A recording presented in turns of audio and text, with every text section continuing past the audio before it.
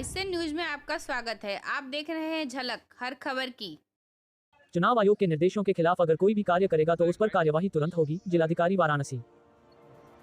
Sir, चुनाव में जो है बैनर पोस्टर की भी मनाही हो गई है, लेकिन उसके बाद भी गाँव में भी देखने को मिल रही है।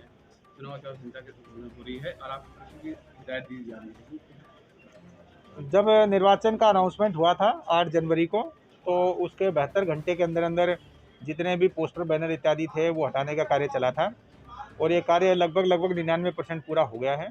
इक्का दुक्का पोस्टर कई बार गांव में दिखाई दे जाते हैं, तो जहां जहां शिकायत मिलती है उस पर भी कार्रवाई होती है। अब जोनल सेक्टर मजिस्ट्रेट्स का भ्रमण हम लोगों ने इसीलिए शुरू कराया है कि अभी भी कहीं वॉल पेंटिंग बच गई हो या कोई ऊपर पेड़ पे या खंभे पे टंगे हुए पोस्टर बच गए हों जो किसी की नज़र से छुप के अभी भी लगे हैं, तो उनको उतरवा दिया जाए। इसके अलावा कोई प्रत्याशी या पॉलिटिकल पार्टी नए पोस्टर बैनर लगाती है तो उन पे कार्रवाइयाँ हो रही हैं। हमारे ज़िले में 2 कार्रवाइयाँ ऑलरेडी हो चुकी हैं जो चुनाव आचार संहिता के उल्लंघन में हैं।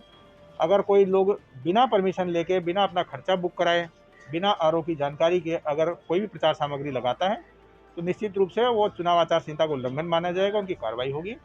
जो बचे हुए हैं उनको उतरवाने के लिए दोबारा से सेक्टर जोनल मजिस्ट्रेट्स की टीम फील्ड में भेजी गई है ताकि इंश्योर कर लें कि ग्राम स्तरीय कर्मचारी अभी तक नहीं उतार पाए तो उतर जाएं।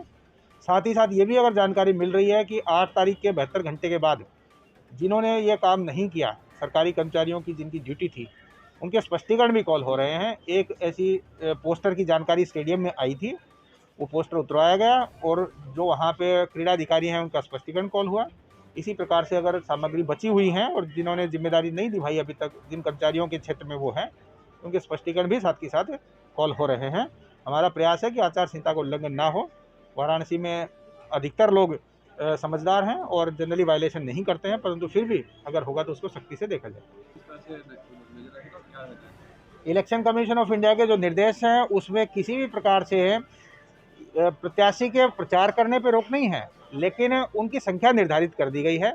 वो रैली नहीं कर सकते, पदयात्रा नहीं कर सकते, वो रोड शो नहीं कर सकते, लेकिन 5 से कम संख्या में अगर वो घर घर जाते हैं तो उस पर रोक नहीं है।